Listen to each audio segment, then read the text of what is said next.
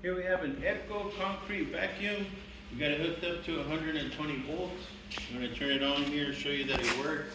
We're gonna show you first the drop down pan. That's the pan right there. That'll get all your concrete debris. And you could just dump it and just put it on this way. Okay, and then it's got two motors.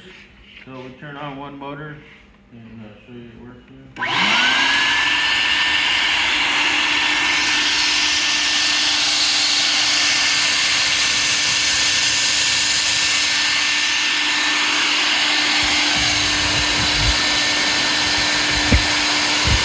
Okay, that was one motor, and this is two motors.